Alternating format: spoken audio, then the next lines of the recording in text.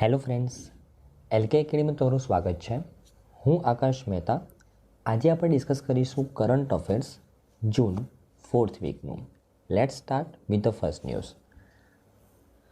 આપણી પહેલી ન્યૂઝ છે કે હમણાં રિસન્ટલી એક ઇન્ડેક્સ લોન્ચ કરવામાં આવેલો છે, ગ્લોબલ જેન્ડર ગેપ ઇન્ડેક્સ 2023. આ ગ્લોબલ જેન્ડર ગેપ ઇન્ડેક્સ કોના દ્વારા લોન્ચ કરવામાં આવેલો છે? વર્લ્ડ ઇકોનોમિક ફોરમ દ્વારા લોન્ચ કરવામાં આવેલો છે, બરાબર ને? તો આ ઇન્ડેક્સ વિશે વાત કરીએ. બહુ જ ઇમ્પોર્ટન્ટ ન્યૂઝ છે, બહુ જ ઇમ્પોર્ટન્ટ ઇન્ડેક્સ છે ફ્રેન્ડ્સ. તો વર્લ્ડ ઇકોનોમિક ફોરમ દર વર્ષે global gender gap index launch કરે છે. હવે આ ઇન્ડેક્સની અંદર વર્લ્ડ ઇકોનોમિક ફોરમ દ્વારા ટોટલ 146 દેશોનો સર્વે કરવામાં આવે છે. સર્વે કોના ઉપર? કે એક પર્ટિક્યુલર દેશ દ્વારા કેટલા પરસેન્ટ જેન્ડર પેરિટી એચીવ કરવામાં આવી છે, કેટલા પરસેન્ટ જેન્ડર પેરિટી એચીવ કરવામાં આવી છે. જેન્ડર પેરિટીનો મતલબ સમાનતા, ડિસ્પેરિટી મતલબ અસમાનતા. તો એક પર્ટિક્યુલર દેશ દ્વારા કેટલા પરસેન્ટ જેન્ડર પેરિટી એચીવ કરવામાં આવી છે, 4 મેઇન ફેક્ટર્સને ધ્યાનમાં રાખીને, રાઈટ? કયા કયા મેઇન ફેક્ટર્સ છે હું તમને જણાવું છું, પણ એ 4 ફેક્ટર્સને ધ્યાનમાં રાખીને પર્ટિક્યુલર દેશ દ્વારા કેટલી જેન્ડર પેરિટી, કેટલી જેન્ડર સમાનતા એચીવ કરવામાં આવી છે, એ પર્સેન્ટેજ ધ્યાનમાં રાખીને અહીંયા ઇન્ડેક્સ લોન્ચ કરવામાં આવેલો છે. ગ્લોબલ જેન્ડર ગેપ ઇન્ડેક્સ કોના દ્વારા? વર્લ્ડ ઇકોનોમિક ફોરમ દ્વારા. કેટલા દેશોનો સર્વે કરવામાં આવ્યો છે? 146 દેશોનો સર્વે કરવામાં આવેલો છે. અને કયા દેશમાં સૌથી વધારે જેન્ડર પેરિટી એચીવ થઈ છે, જેન્ડર સમાનતા એચીવ થઈ છે, લિંગ સમાનતા? તો આઇસલેન્ડની અંદર 91.2%. આઇસલેન્ડની અંદર જેન્ડર પેરિટી કેટલી એચીવ થઈ છે? 91.2%. જેન્ડર પેરિટીનો મતલબ ફ્રેન્ડ્સ કે મેનના કમ્પેરિઝનમાં વુમેનને કેટલું પ્રાધાન્ય આપવામાં આવે છે અલગ અલગ સેક્ટર્સની અંદર, કેટલી એમને રાઇટ્સ એમના કેટલા એચીવ કરવામાં આવે છે, બરાબર ને? કેટલા રાઇટ્સ એમને ગણવામાં આવે છે મેનના કમ્પેરિઝનમાં વુમેનના, રાઈટ? તો જેન્ડર પેરિટી 91.2% એચીવ થઈ છે આઇસલેન્ડની અંદર, જે ટોપ ઉપર છે આ ઇન્ડેક્સમાં. અગર હું ઇન્ડિયાની વાત કરું ફ્રેન્ડ્સ, તો ઇન્ડિયાનો નંબર છે 127મો. 146 દેશોમાંથી ઇન્ડિયાનો નંબર 127મો છે, જે ગયા વર્ષ કરતાં પરફોર્મન્સ ઇમ્પ્રૂવ થયું છે. ગયા વર્ષ ઇન્ડિયાનો નંબર હતો 135મો હતો, બરાબર ને? રાઈટ? તો આ વર્ષે પરફોર્મન્સ ઇમ્પ્રૂવ થયું છે, છતાં પણ ઘણું પાછળ છે ઇન્ડિયા, બરાબર ને? અને જો બીજા અને ત્રીજા નંબરની વાત કરું તો ફિનલેન્ડ, નોર્વે અને ફિનલેન્ડ એ બીજા અને ત્રીજા નંબર ઉપર છે. અને 146મા નંબર પર કોણ છે? અફઘાનિસ્તાન. ધ્યાનમાં રાખવાનું છે, બરાબર ને? રાઈટ? અને ઇન્ડિયાની જેન્ડર પેરિટી વિશે વાત કરું તો ઇન્ડિયામાં કેટલું જેન્ડર પેરિટી એચીવ થયું છે? 64.3%. આઇસલેન્ડનું 91.2%, બરાબર ને? ઓકે. અને હું અફઘાનિસ્તાનની વાત કરું તો માત્ર 40% જેન્ડર પેરિટી ત્યાં એચીવ થયું છે, બરાબર ને? According to the world economic forum. Okay. તો આઈ થિંક તમને ઇન્ડેક્સ શું છે, કોના ઉપર, કઈ રીતે લોન્ચ કરવામાં આવેલું છે તે ખબર પડી ગઈ હશે. આ જે જેન્ડર ગેપ ઇન્ડેક્સ છે, જે વર્લ્ડ ઇકોનોમિક ફોરમ દ્વારા લોન્ચ કરવામાં આવે છે, તેમાં કયા કયા 4 મેઇન ફેક્ટર્સને ધ્યાનમાં રાખવામાં આવે છે? તો મેનના કમ્પેરિઝનમાં વુમેનને આ 4 સેક્ટરમાં કેટલું પ્રાધાન્ય આપવામાં આવે છે તેને ધ્યાનમાં રાખવામાં આવે છે. કયા 4 સેક્ટરમાં? ઇકોનોમિક પાર્ટિસિપેશન એન્ડ ઓપોર્ચ્યુનિટી, બીજું education attainment, health and survival and political empowerment.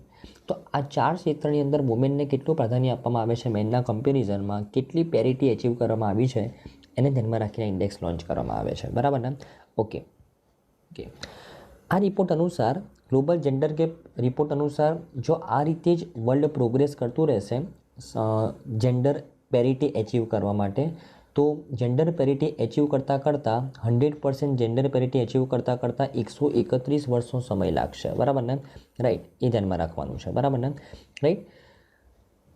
અને જો વર્તમાન પ્રગતિના દરે, મતલબ જો આર્થિક સમાનતા માટે, ટોટલ આર્થિક સમાનતા માટે, લિંગ સમાનતા માટે 131 વર્ષનો સમય, આર્થિક સમાનતા માટે 169 વર્ષ અને રાજકીય સમાનતા માટે 162 વર્ષનો સમય લાગશે, બરાબર ને? ધ્યાનમાં રાખવાનું છે. Okay. Global gender gap index આ રિપોર્ટ વિશે વાત કરું તો વર્લ્ડ ઇકોનોમિક ફોરમ 2006થી આ રિપોર્ટ લોન્ચ કરી રહ્યું છે, બરાબર ને?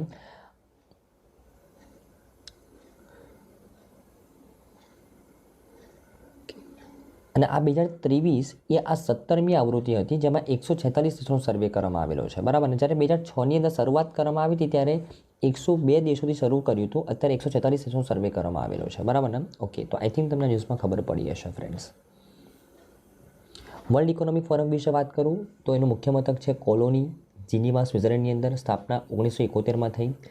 એના સ્થાપક અને કાર્યકારી અધ્યક્ષ કોણ છે? પ્રોફેસર ક્લાઉસ શ્વાબ. અને એના પ્રમુખ કોણ છે? બોર્જ બ્રેન્ડે, બરાબર ને. ઓકે, ધ્યાનમાં રાખવાનું છે. આપણી નેક્સ્ટ ન્યૂઝ છે ફ્રેન્ડ્સ કે હમણાં recently ministry of new and renewable એનર્જીએ સોલર પાર્ક અને ultra mega solar power project માટે સમયરેખા 2 વર્ષ સુધી લંબાવી છે, 2026 સુધી. એના વિશે વાત કરીએ. અહીંયા યોજનાનું નામ છે solar park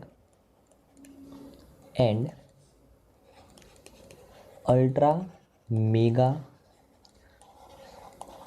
solar power project. આ યોજનાનું નામ છે. આ યોજના ministry of new and renewable energy દ્વારા 2014માં લોન્ચ કરવામાં આવી હતી, રાઈટ, 2014ની અંદર.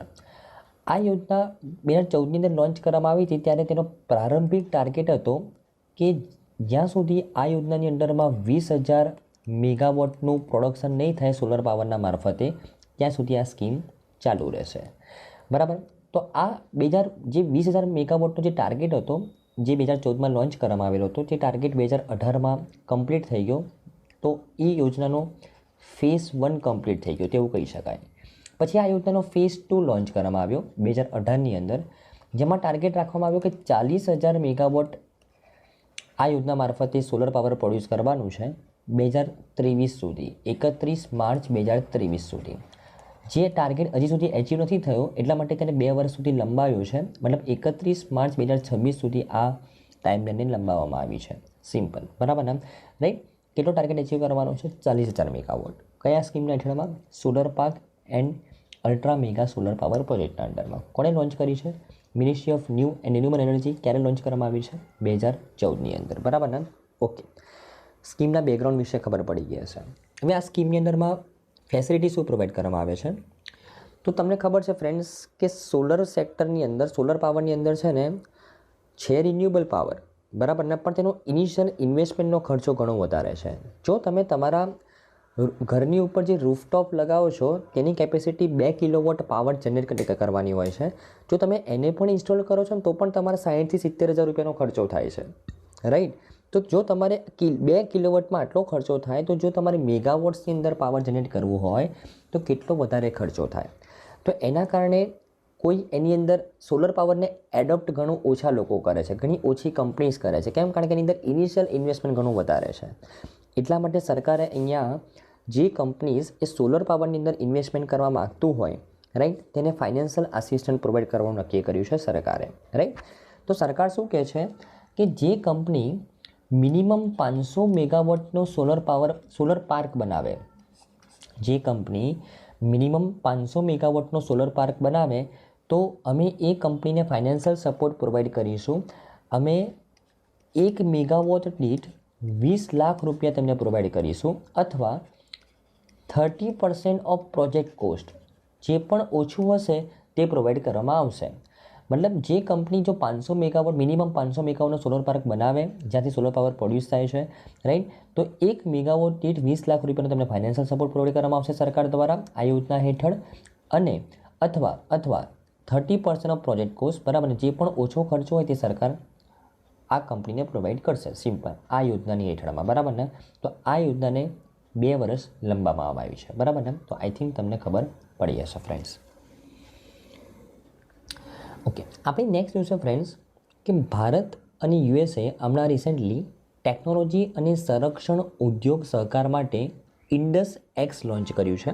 એના વિશે વાત કરીએ તો આ સંસ્થા વિશે જણાવતા પહેલાં તમને હું અહીંયા FDI વિશે જણાવી લઉં. Foreign direct investment, FDI. Foreign direct investment કોને કહેવાય ફ્રેન્ડ્સ? કે ફોર એક્ઝામ્પલ કોઈ વિદેશી કંપની, ફોર એક્ઝામ્પલ ABC નામની કોઈ વિદેશી કંપની છે, તે XYZ નામની કોઈ ભારતીય કંપનીમાં જો 10% કરતાં વધારે શેર લે મતલબ તેને શું કર્યું છે, ફોરેન ડાયરેક્ટ ઇન્વેસ્ટમેન્ટ કર્યું છે, રાઈટ. શરૂઆતમાં મેક્સિમમ 49% સુધીનું ફોરેન ડાયરેક્ટ ઇન્વેસ્ટમેન્ટ થઈ શકતું હતું અને જો એના કરતાં વધારે કરવું હોય તો ગવર્મેન્ટની અપ્રુવમેન્ટ લેવી પડતી હતી. પછી આ લિમિટ વધારીને 74% સુધીનું ફોરેન ડાયરેક્ટ ઇન્વેસ્ટમેન્ટ ઓટોમેટિક રૂટથી without any approvement of government. પણ જો 74% કરતાં વધારે એફડીઆઈ કરવું હોય તો ગવર્મેન્ટની અપ્રુવમેન્ટ લેવી પડતી, બરાબર ને. ઓકે, પણ હવે અમુક સેક્ટરમાં એવું કહેવામાં આવેલું છે કે 100% સુધીનું ફોરેન ડાયરેક્ટ ઇન્વેસ્ટમેન્ટ પણ without any approvement of government થઈ જશે, મતલબ ઓટોમેટિક રૂટથી થઈ જશે, રાઈટ. તો અમુક સેક્ટરની અંદર ગવર્મેન્ટ દ્વારા પરમિશન આપવામાં આવી છે કે 100% એફડીઆઈ પણ without any approvement of government મતલબ ઓટોમેટિક રૂટથી થઈ શકશે અને એમાં ડિફેન્સ સેક્ટર પણ સામેલ છે. તો ડિફેન્સ સેક્ટરની અંદર એવું નહીં, જે નોન સેન્સિટિવ વસ્તુઓ છે તેની અંદર જો કોઈ ઇન્વેસ્ટમેન્ટ કરવા માગતું હોય, 100% એફડીઆઈ કરવા માગતું હોય તો તે પોસિબલ છે ઓટોમેટિક રૂટથી, રાઈટ. પણ કેવા દેશોના ઇન્વેસ્ટરો સાથે, જે દેશના ઇન્વેસ્ટર સાથે, જે દેશો સાથે ભારત દ્વારા પાર્ટનરશિપ કરવામાં આવેલી હોય, જે દેશો સાથે ભારત દ્વારા ભેગા મળીને એક સંસ્થા બનાવવામાં આવેલી હોય, લાઈક હમણાં રિસેન્ટલી ઇન્ડિયા અને યુએસ સાથે મળીને આ ઇન્ડસ એક્સ નામની સંસ્થા એસ્ટાબ્લિશ કરવા જઈ રહ્યા છે, જેનો મુખ્ય ઉદ્દેશ્ય છે ડિફેન્સ સેક્ટર અને ટેકનોલોજી સેક્ટરની અંદર કોઓપરેશન વધારવાનો. મતલબ ફોર એક્ઝામ્પલ યુએસની કોઈ કંપની ભારતની અંદર એફડીઆઈ કરવા માગતી હોય, બરાબર ને, ડિફેન્સ સેક્ટરની અંદર અથવા કોઈ ટેકનોલોજી સેક્ટરની અંદર, તો એ કંપની અને જે ભારતીય કંપની જે જગ્યાએ આ ઇન્વેસ્ટમેન્ટ થવાનું છે એનું ઇન્વેસ્ટિગેશન, એને અપ્રુવમેન્ટ આપવાનું કામ કોણ કરશે? આ ઇન્ડસ એક્સ કરશે. મતલબ ગવર્મેન્ટ અપ્રૂવ નથી આપવાની, પણ એક સંસ્થા જ બનાવી દેવામાં આવી છે કે જે યુએસ અને ઇન્ડિયા વચ્ચેના આ ડિફેન્સ અને ટેકનોલોજીને લગતા બધા જ ક્ષેત્રની અંદર આ સંસ્થા રેગ્યુલેશન કરશે કે જે પણ ઇન્વેસ્ટમેન્ટ ઇન્ડિયા અને યુએસ તરફથી થતું હોય તેના ઉપર, રાઈટ. ઓકે, તો ઇન્ડિયા દ્વારા જે પણ દેશો સાથે ભેગા મળીને આવી સંસ્થા બનાવવામાં આવેલી હોય, જેનું કામ જ આ હોય કે જે બંને દેશોના ઇન્વેસ્ટમેન્ટ ઉપર ફોકસ કરે, રેગ્યુલેટ કરે, તેવા દેશો સાથે, તેવા દેશોની કંપની સાથે એફડીઆઈ કેટલા ટકા થઈ શકે? મેક્સિમમ 100%, બરાબર ને, without any approvement of government. Okay, તો તમારા માટે જસ્ટ એક્ઝામ પોઈન્ટ ઓફ વ્યૂથી ઇમ્પોર્ટન્ટ અહીંયા એ જ છે કે હમણાં રિસેન્ટલી ઇન્ડસ એક્સ નામની સંસ્થા લોન્ચ કરવામાં આવેલી છે ડિફેન્સ અને ટેકનોલોજીકલ ક્ષેત્રની અંદર કોઓપરેશન ઇમ્પ્રૂવ કરવા માટે. એ ભારતે કયા દેશ સાથે મળીને કરેલું છે? યુએસ સાથે, બરાબર ને. મુખ્ય ઉદ્દેશ્ય છે ઇન્વેસ્ટમેન્ટ વધારવાનો ડિફેન્સ સેક્ટર અને ટેકનોલોજી સેક્ટરની અંદર, right. Ease of doing business વધારવાનો, ગવર્મેન્ટને અપ્રુવમેન્ટની જરૂર ના પડે એટલા માટે આ સંસ્થા બનાવવામાં આવેલી છે, સિમ્પલ, બરાબર ને. ઓકે,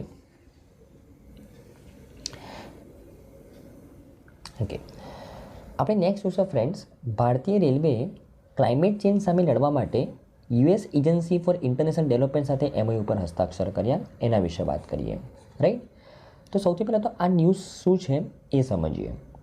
તો એકચ્યુઅલી જે આપણું ભારતીય રેલવે છે, બરાબર, એને એક ટાર્ગેટ સેટ કર્યો છે કે 2030 સુધીમાં તેના મારફતે નેટ ઝીરો એમિશન કરવામાં આવશે. નેટ ઝીરો એમિશન પ્રોડ્યુસ થશે ક્યાં સુધીમાં? 2030 સુધીમાં. નેટ ઝીરો એમિશન મતલબ રેલવે મારફતે જેટલું પણ કાર્બન એમિશન થાય છે એના ઇક્વલ માત્રામાં રેલવે રિન્યુએબલ એનર્જીનો ઉપયોગ કરશે 2030 સુધીમાં. આના માટે રેલવેએ 2030 સુધીમાં 30,000 મેગાવોટ રિન્યુએબલ એનર્જીથી પ્રોડ્યુસ કરવાના છે, રાઈટ. તો આ 30,000 મેગાવોટને રિન્યુએબલ એનર્જીથી પ્રોડ્યુસ કરવા માટે ફાઇનાન્શિયલ સપોર્ટ અને ટેકનિકલ સપોર્ટ કોણ પ્રોવાઈડ કરશે? US agency four international development.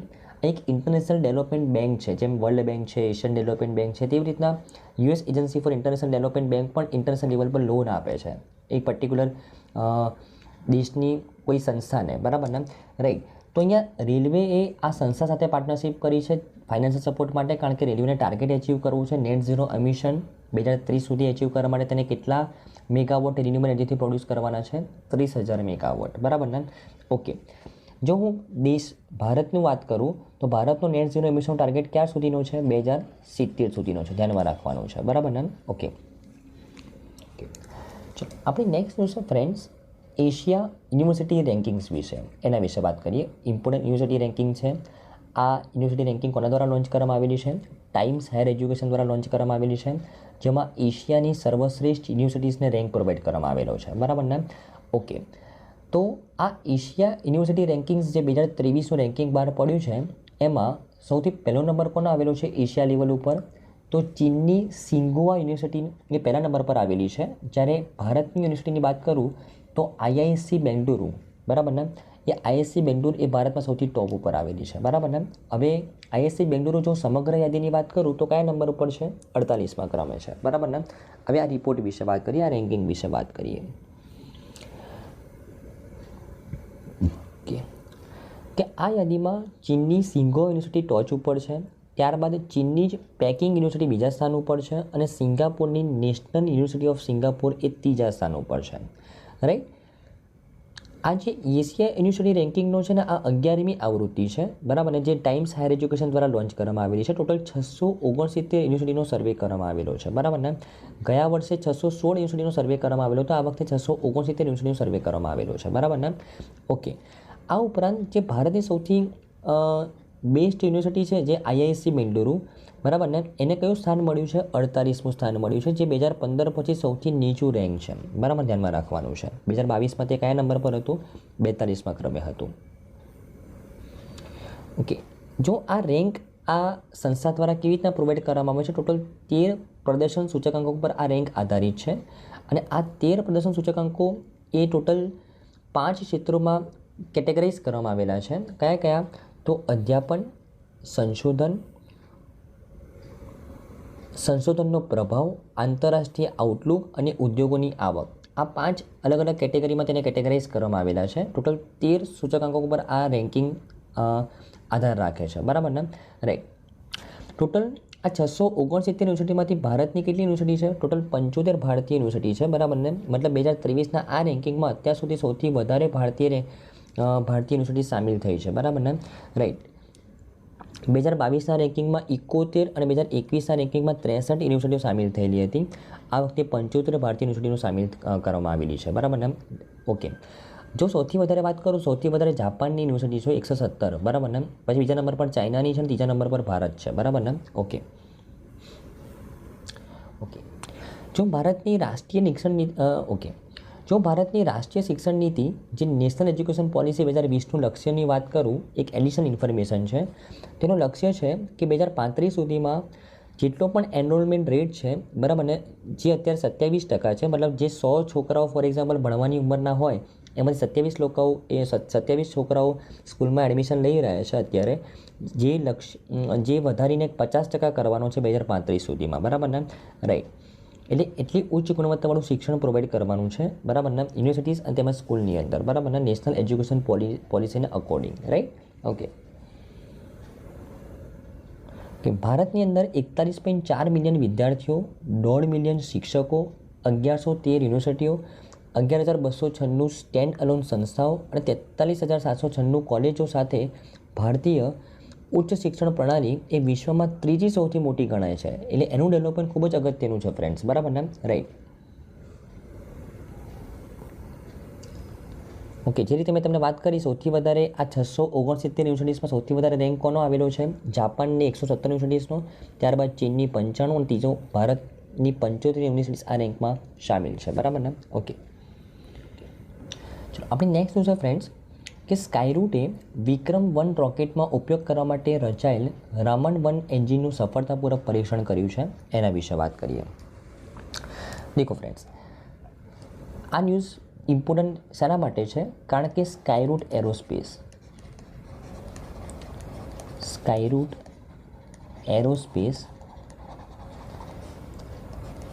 એ 2022ની અંદર એક રોકેટ બનાવેલું હતું, વિક્રમ-S એ રોકેટ બનાવેલું હતું, બરાબર ને. હવે આ રોકેટ આપણા માટે ઇમ્પોર્ટન્ટ કેમ છે? કારણ કે સ્કાયરૂટ એરોસ્પેસ 2022ની અંદર ભારતની પહેલી પ્રાઇવેટ કંપની બનેલી હતી કે જેને રોકેટ બનાવેલું હતું, રોકેટ બનાવીને લોન્ચ કરેલું હતું અને એ રોકેટનું નામ શું હતું? વિક્રમ-S. આ વિક્રમ-S રોકેટ એ ઇસરોના ફાઉન્ડર તથા ભારતના સ્પેસ પ્રોગ્રામના ફાઉન્ડર વિક્રમ સારાભાઈ એના નામ ઉપર એમને બનાવેલું હતું, બરાબર ને. ઓકે. તો એ જ સ્કાયરૂટ એરોસ્પેસ દ્વારા હમણાં એક રિસન્ટ ન્યૂઝમાં તે આવેલું છે કે તે વિક્રમ સિરીઝનું બીજું રોકેટ લોન્ચ કરવા જઈ રહ્યું છે, વિક્રમ-1. અને આ રોકેટની અંદર જે એન્જિન તે યુઝ કરવા જઈ રહ્યું છે, રામન-1. આ એન્જિનનું હમણાં સફળતાપૂર્વક ટેસ્ટિંગ કરવામાં આવેલું છે. આ રામન-1 એન્જિન પણ એક વૈજ્ઞાનિકના નામ ઉપર છે, સીવી રામન.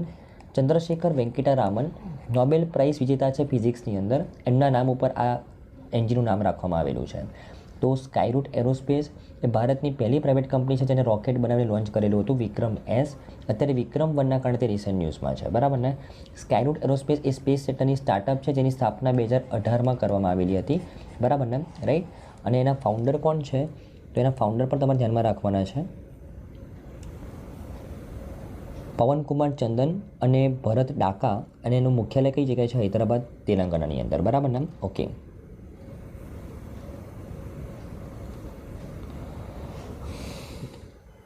આપણે નેક્સ્ટ ન્યૂઝ છે ફ્રેન્ડ્સ કે હમણાં રિસન્ટલી 28 જૂન 2023ના રોજ કેબિનેટ દ્વારા અમુક મંજૂરી આપવામાં આવી છે, એના વિશે વાત કરીએ.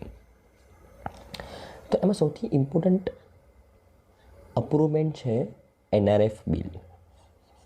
NRF national research foundation, national research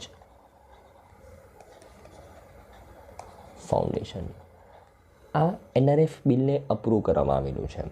national research foundation શું છે ફ્રેન્ડ્સ? તો દેશની અંદર જેટલી પણ રિસર્ચ કરવા માટેની સંસ્થાઓ છે, રિસર્ચ કરવા માટેની જે લેબોરેટરી છે, બરાબર ને, એ દરેક લેબોરેટરીઝ, એ દરેક સંસ્થાઓ ઉપર રેગ્યુલેશન કોણ કરશે? નેશનલ રિસર્ચ ફાઉન્ડેશન કરશે. અત્યારે ઓલરેડી એક સંસ્થા science and education research board,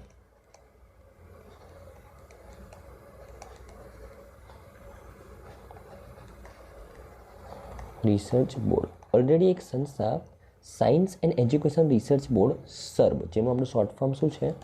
સર્બ, A research activity ઉપર ધ્યાન રાખે છે. પરંતુ આ સંસ્થાને રિપ્લેસ કરીને એક નવી સંસ્થા બનાવવામાં આવશે, નેશનલ રિસર્ચ ફાઉન્ડેશન, બરાબર ને, NRF. એના માટે કેબિનેટ દ્વારા અપ્રુવમેન્ટ આપવામાં આવી છે, બિલ પસાર કરવામાં આવેલું છે, બરાબર ને. ઓકે, હવે નેશનલ રિસર્ચ ફાઉન્ડેશન આ સંસ્થા કઈ મિનિસ્ટ્રી અંડરમાં કામ કરશે? તો department of science and technology, department of science and technology, જે કઈ મિનિસ્ટ્રીમાં છે? Ministry of science and technology, બરાબર ને. ઓકે, નેશનલ રિસર્ચ ફાઉન્ડેશન આ સંસ્થાના પ્રેસિડેન્ટ કોણ બનશે? તો પ્રેસિડેન્ટ બનશે પ્રાઇમ મિનિસ્ટર. પ્રેસિડેન્ટ કોણ બનશે? Prime minister. વાઇસ પ્રેસિડેન્ટ કોણ બનશે? વાઇસ પ્રેસિડેન્ટ તો મિનિસ્ટ્રી ઓફ એજ્યુકેશન અને મિનિસ્ટ્રી ઓફ સાયન્સ એન્ડ ટેકનોલોજીના મિનિસ્ટર, બરાબર ને. તો વાઇસ પ્રેસિડેન્ટ બે હશે, એજ્યુકેશન મિનિસ્ટર અને સાયન્સ એન્ડ ટેકનોલોજીના મિનિસ્ટર. અને પ્રેસિડેન્ટ કોણ બનશે? Prime minister. તથા નેશનલ રિસર્ચ ફાઉન્ડેશનના એક્ઝિક્યુટિવ કાઉન્સિલના ચેરમેન કોણ હશે? તો પ્રિન્સિપલ સાયન્ટિફિક એડવાઇઝર હશે, PSA, બરાબર ને, રાઈટ. ઓકે, તો નેશનલ લેવલની સંસ્થા છે નેશનલ રિસર્ચ ફાઉન્ડેશન, જે દેશમાં રિસર્ચ એક્ટિવિટી ઉપર ધ્યાન રાખશે. જે કઈ સંસ્થાને રિપ્લેસ કરશે? સાયન્સ એન્ડ એજ્યુકેશન રિસર્ચ બોર્ડને રિપ્લેસ કરશે. આ ઉપરાંત તેના પ્રેસિડેન્ટ કોણ બનશે? Prime minister. વાઇસ પ્રેસિડેન્ટ બનશે ministry of science and technology તથા મિનિસ્ટ્રી ઓફ એજ્યુકેશન. ઓકે, અને તેના એક્ઝિક્યુટિવ કાઉન્સિલના ચેરમેન કોણ બનશે? પ્રિન્સિપલ સાયન્ટિફિક એડવાઇઝર બનશે, બરાબર ને. ઓકે,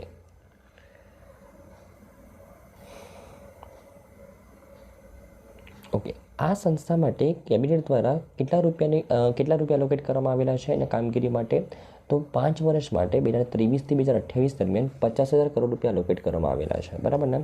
અને જે નેશનલ રિસર્ચ ફાઉન્ડેશન જે સંસ્થાને રિપ્લેસ કરી રહી છે સાયન્સ એન્ડ એજ્યુકેશન રિસર્ચ બોર્ડને, બરાબર ને. તો આ સર્બ, આ સંસ્થા ક્યારે બનાવવામાં આવેલી હતી? 2008માં બનાવવામાં આવેલી હતી. એ પણ એ પાર્લામેન્ટની અંદર એક્ટ પસાર કરીને બનાવવામાં આવેલી હતી, મતલબ કોન્સ્ટિટ્યુશન બોડી હતી, બરાબર ને. ઓકે, કે જે રીતે મેં તમને કીધું કે આ સંસ્થાના પ્રેસિડેન્ટ, વહીવટીવાળા કોણ હશે? તો પ્રાઇમ મિનિસ્ટર હશે. તેના વાઇસ પ્રેસિડેન્ટ કોણ હશે? વિજ્ઞાન અને ટેકનોલોજીના મિનિસ્ટર તથા શિક્ષણ પ્રધાન હશે, બરાબર ને. અને એક્ઝિક્યુટિવ કાઉન્સિલના ચેરમેન કોણ હશે? બરાબર, તો પ્રિન્સિપલ સાયન્ટિફિક એડવાઇઝર હશે, બરાબર ને. ઓકે,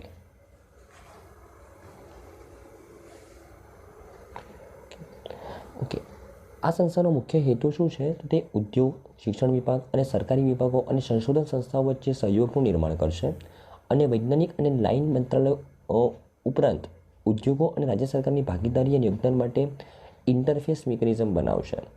તે એક નીતિ માળખું બનાવવા માટે અને નિયમનકારી પ્રક્રિયાઓને સ્થાન આપવા પર ધ્યાન કેન્દ્રિત કરશે, જે R&D ઉપર ઉદ્યોગ દ્વારા સહયોગ અને વધારાના ખર્ચને પ્રોત્સાહિત કરી શકે. બરાબર ને? ઓકે.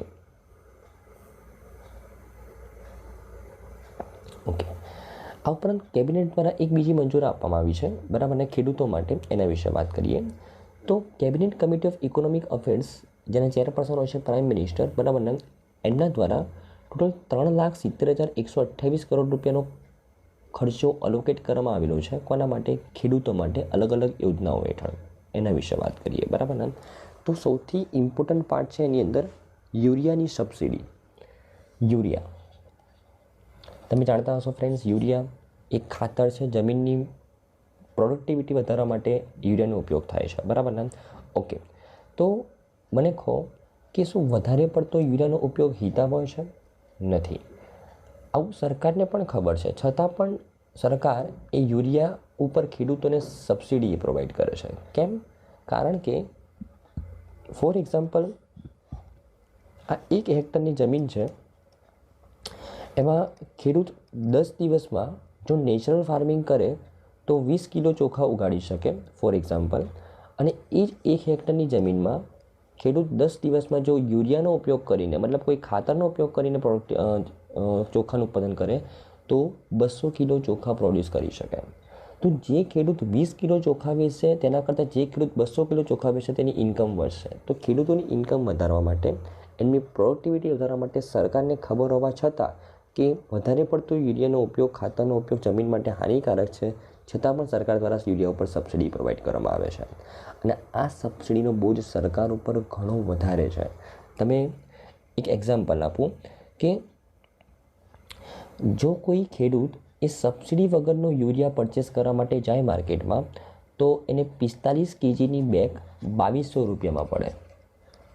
પણ જો એ જ ખેડૂત એ સબસિડીવાળો યુરિયા પરચેસ કરીને જાય, બરાબર, કરવા માટે બજારમાં પરચેસ કરવા માટે જાય તો તેને એ જ 45 kgની બેગ માત્ર 242 રૂપિયામાં પડે છે. તો શું યુરિયા ઉત્પાદન કરનારી કંપની ખેડૂતને આટલું મોટું ડિસ્કાઉન્ટ આપે છે? નહીં. આ જે સબસિડીની અમાઉન્ટ, જે બાકીની અમાઉન્ટની ભરપાઈ કોણ કરે છે? તે કંપનીને સરકાર કરે છે. તમે જો 45 kgની બેગની પાછળ જ સરકારનો લગભગ 2,000 રૂપિયા જેટલો ખર્ચો છે. બરાબર ને? તો ટોટલ યુરિયા પરની સબસિડીનો સરકારનો ખર્ચો કેટલો છે ફ્રેન્ડ્સ? 3,68,676 કરોડ. બરાબર ને? જે 2022-23 થી 2024-25 માટે સરકાર દ્વારા અલોકેટ કરવામાં આવેલા છે આ સબસિડી પાછળ. બરાબર ને? ઓકે. જે રીતે મેં તમને કીધું કે જો યુરિયા વિધાઉટ સબસિડી પરચેસ કરવા જાય તો 45 kgની બેગ 2200 રૂપિયામાં પડે. જો વિથ સબસિડી પરચેસ કરવા માટે જાય ખેડૂત તો એ જ યુરિયા 45 kgની થેલી 242 રૂપિયામાં પડે. બરાબર ને? રાઈટ. સરકારનો જે સબસિડી પરનો ખર્ચો જે 2014-15ની અંદર વાત કરું તો 73,000 કરોડ રૂપિયા હતો, તે 2022-23માં કેટલો થઈ ગયો? 2,54,799 કરોડ અને હવે તો 3,68,000 કરોડ થઈ ગયો. બરાબર ને? રાઈટ, ધ્યાનમાં રાખવાનું છે.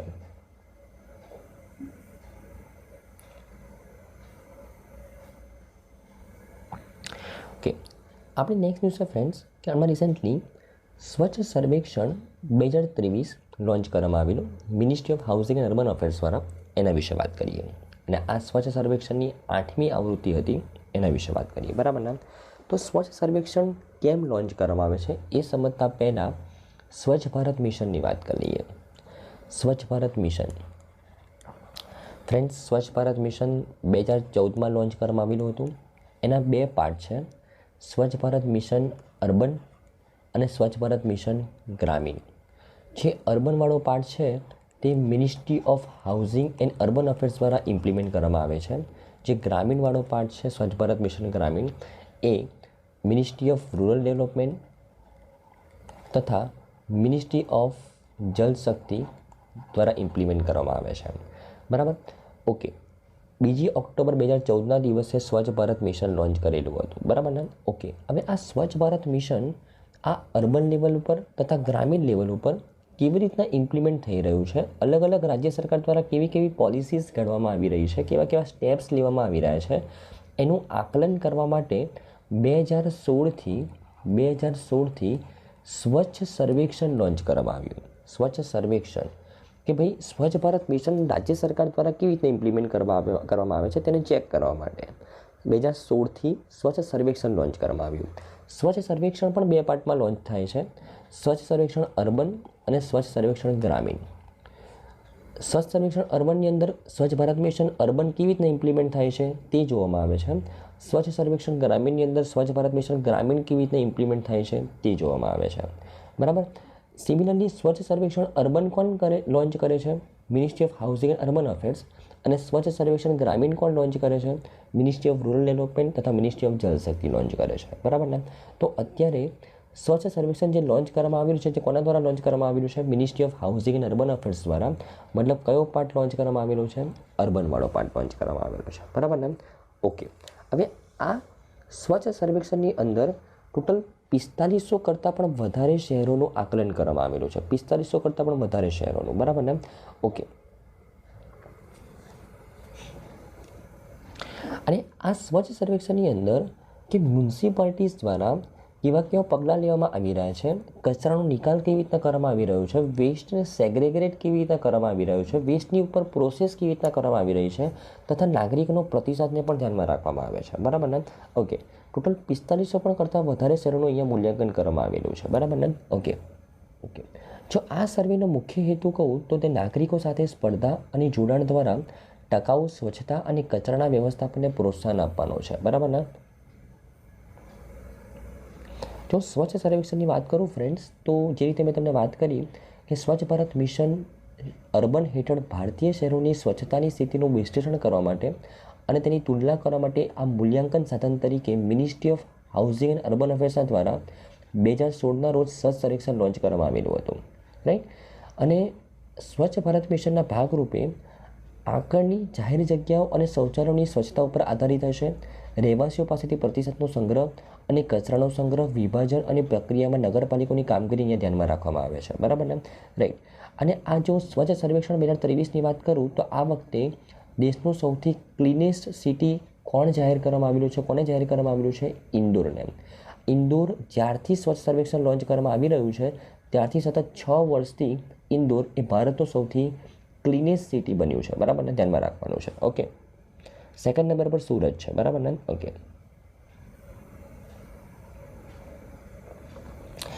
સ્વચ્છ સર્વેક્ષણ 2023 વિશે જો વાત કરું તો આ વખતના સર્વેમાં 2 નવા સૂચકાંકોનો સમાવેશ કરવામાં આવેલો છે. એક તો વેસ્ટ પ્રોસેસિંગ, સ્ત્રોત ઉપર અલગતા, મતલબ વેસ્ટ સેગ્રેગેશન અને જાહેર વિસ્તારની સ્વચ્છતા. આ 3 કેટેગરીને આ વખતે એડ કરવામાં આવેલી છે. બરાબર ને?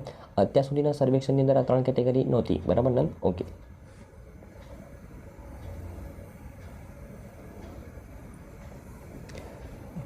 આ ઉપરાંત આ વખતના સ્વચ્છ સર્વેક્ષણની અંદર કે સફાઈ મિત્ર સુરક્ષા ચેલેન્જ SSC, સફાઈ મિત્ર સુરક્ષા ચેલેન્જ કેવી રીતના ઇમ્પ્લિમેન્ટ થઈ રહ્યું છે શહેરો દ્વારા, મ્યુનિસિપાલિટીઝ દ્વારા, એને પણ ધ્યાનમાં રાખવામાં આવેલું છે. હવે આ સફાઈ મિત્ર સુરક્ષા ચેલેન્જ શું છે ફ્રેન્ડ્સ? કે ફોર એક્ઝામ્પલ અત્યાર સુધી શું હતું કે શહેરની અંદર જેટલી પણ ગટરો હતી તેની અંદર મેન્યુઅલ સ્કેવેજિંગ થતું હતું. મતલબ માણસ જાતે ગટરની અંદર ઉતરે, ગટરને સાફ કરે વગેરે વગેરે. પણ એની અંદર માણસના જીવનું જોખમ ઘણું વધી જતું હતું. તો સફાઈ મિત્ર સુરક્ષા ચેલેન્જ લોન્ચ કરવામાં આવેલો છે. એની અંદર એ જ સફાઈ મિત્રને મશીન્સ પ્રોવાઈડ કરવામાં આવે છે અને મશીન્સ દ્વારા સ્કેવેજિંગ કરવામાં આવે છે. સિમ્પલ. બરાબર ને? રાઈટ. તો આ સફાઈ મિત્ર સુરક્ષા ચેલેન્જ કેવી રીતના ઇમ્પ્લિમેન્ટ થઈ રહ્યું છે શહેરોની અંદર તેનું પણ અહીંયા આકલન કરવામાં આવેલું છે. બરાબર ને? ઓકે. આ ઉપરાંત અહીંયા આ સ્વચ્છ સર્વેક્ષણની અંદર જે નાગરિકોનો પ્રતિસાદ છે, જે નાગરિકને પ્રતિસાદ આપવો હોય તે vote for my city application, vote for my city portal, my government application, સ્વચ્છતા એપ, બરાબર, અને QR કોડનો ઉપયોગ કરીને તે પ્રતિસાદ આપી શકે છે. બરાબર ને? રાઈટ. તો આઈ થિંક તમને આમાં આ ન્યૂઝમાં ખબર પડી હશે ફ્રેન્ડ્સ. જો ministry of housing and urban affairs વિશે વાત કરું તો આપણા કેન્દ્રીય મંત્રી કોણ છે? હરદીપસિંહ પુરી. અને આપણા રાજ્યમંત્રી કોણ છે? કૌશલ કિશોર. બરાબર ને?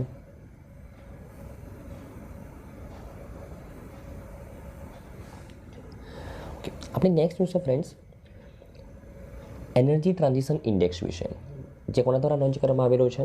વર્લ્ડ ઇકોનોમિક ફોરમ દ્વારા લોન્ચ કરવામાં આવેલો છે. બરાબર ને? એના વિશે વાત કરીએ તો હમણાં જ આપણે એક રિસન્ટ ઇન્ડેક્સ ભણ્યા, પહેલી ન્યૂઝ ભણ્યા, ગ્લોબલ જેન્ડર ગેપ ઇન્ડેક્સ કોના દ્વારા લોન્ચ કરવામાં આવેલો હતો? વર્લ્ડ ઇકોનોમિક ફોરમ દ્વારા. કેટલી કન્ટ્રીનો સર્વે કરવામાં આવેલો હતો?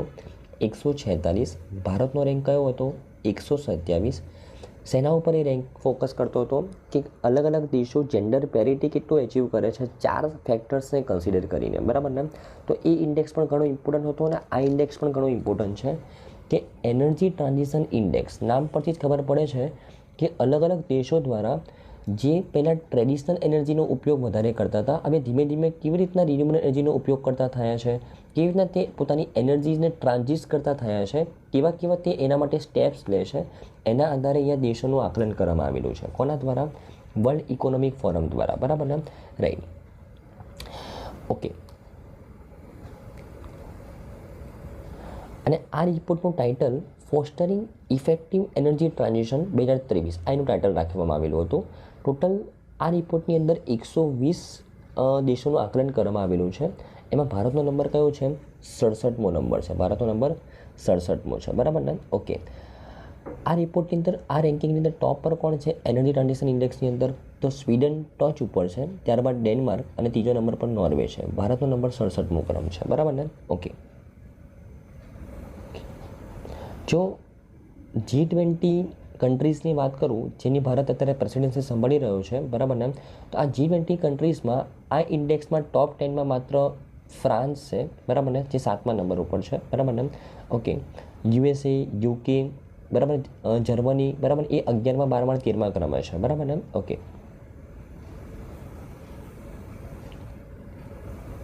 આ 120 દેશોની સૂચિમાંથી આશરે 113 દેશોએ પ્રગતિ દર્શાવી છે, બરાબર, લાસ્ટ યરની કમ્પેરિઝનમાં. પરંતુ ભારત સહિત માત્ર 55 દેશોએ જ છેલ્લા એક દાયકામાં તેમના સ્કોરમાં 10%થી વધુ પોઈન્ટનો સુધારો અનુભવ્યો છે. રાઈટ. અહેવાલમાં જણાવવામાં આવ્યું છે કે ભારત અને સિંગાપુર એકમાત્ર એવા દેશો છે કે જે ઉર્જા પ્રણાલીની કામગીરીના તમામ પાસાઓ પર પ્રગતિ કરી રહ્યા છે, બરાબર ને. જો વર્લ્ડ ઇકોનોમિક ફોરમ વિશે વાત કરું તો તેની સ્થાપના 1971માં થઈ છે. એના સ્થાપક કોણ છે? ક્લાઉસ શ્વાબ. એના પ્રમુખ છે બોર્જ બ્રેન્ડે અને મુખ્ય મથક એનું કઈ છે? કોલોની, સ્વિટ્ઝરલેન્ડની અંદર, બરાબર ને. તો આઈ થિંક તમને ન્યૂઝમાં ખબર પડી હશે ફ્રેન્ડ્સ.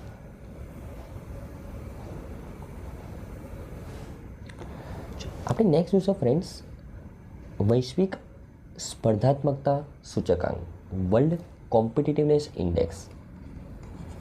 વર્લ્ડ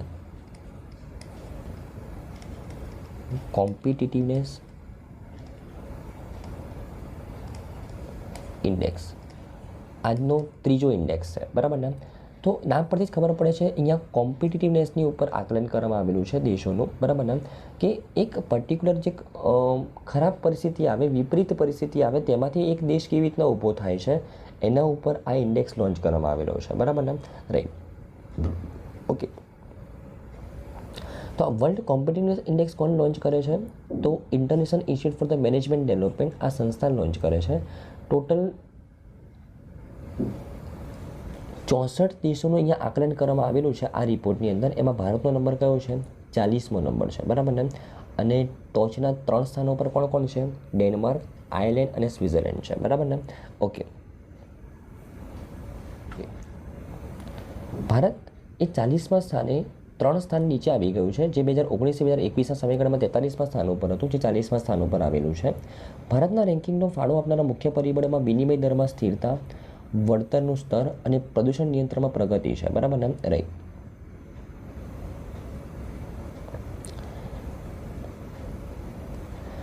અહેવાલમાં એવા મુદ્દાઓની રૂપરેખા આપવામાં આવી છે કે જે ભારતને 2023માં સામનો કરવાનો અંદાજ છે કે ઉચ્ચ GDP વૃદ્ધિ જાળવી રાખવી, નાણાકીય બજારની અસ્થિરતાને નિયંત્રિત કરવી અને ફુગાવા અને રાજકોષીય ખાદ્યને નિયંત્રિત કરવી. ભારતના આ પરિબળોના કારણે ભારતનો રેન્કમાં સુધારો થયો છે, બરાબર ને. રાઈટ. અહેવાલ જણાવે છે કે ભારત સરકારની કાર્યક્ષમતામાં વધારો થયો છે, પરંતુ વ્યવસાયિક કાર્યક્ષમતા, ઇન્ફ્રાસ્ટ્રક્ચર અને આર્થિક કામગીરીમાં હજુ પણ ઘણું ભારત પાછળ છે, બરાબર ને. ઓકે. આ કોમ્પિટિટિવનેસ ઇન્ડેક્સના જે મુખ્ય પરિબળો ઉપર અહીંયા એનું દેશોનું આકલન કરવામાં આવે છે, મુખ્ય પરિબળોની વાત કરીએ તો દેશની આર્થિક કામગીરી, સરકારી કાર્યક્ષમતા, વ્યવસાયિક કાર્યક્ષમતા અને ઇન્ફ્રાસ્ટ્રક્ચર ઉપર અહીંયા ફોકસ કરવામાં આવે છે, બરાબર ને. રાઈટ. અને આ 4 મેઇન પરિબળોની અંદર ટોટલ 336 સ્પર્ધાત્મકતાના માપદંડો છે, એનું આકલન કરીને દેશને રેન્ક આપવામાં આવે છે, બરાબર ને. રાઈટ. ઓકે. જો આ સૂચકાંક વિશે વાત કરું, વર્લ્ડ કોમ્પિટિટિવનેસ ઇન્ડેક્સ, બરાબર ને, તો IMD દ્વારા આ સૂચકાંક 1989થી પ્રકાશિત કરવામાં આવે છે, બરાબર ને. અને એક વ્યાપક અભ્યાસના આધારે તે બેન્ચમાર્ક તેમજ પેટર્ન અને આંકડાઓ અને સર્વેક્ષણ ડેટા પણ પ્રદાન કરે છે, બરાબર ને? રાઈટ. આપણે નેક્સ્ટ ન્યૂઝ છે ફ્રેન્ડ્સ ઉત્પ્રેરક વિશે, એના વિશે વાત કરીએ. તો એકચ્યુઅલી હમણાં રિસેન્ટલી જે મિનિસ્ટ્રી ઓફ પાવર છે, બરાબર ને, એના દ્વારા એક સેન્ટર ઓફ એક્સેલન્સનું ઉદ્ઘાટન કરવામાં આવેલું છે, બરાબર ને. એનું નામ છે ઉત્પ્રેરક. આ ઉત્પ્રેરકનું હું જો ફૂલ ફોર્મ કહું તો ઉન્નત તકનીકી પ્રદર્શન સેન્ટર.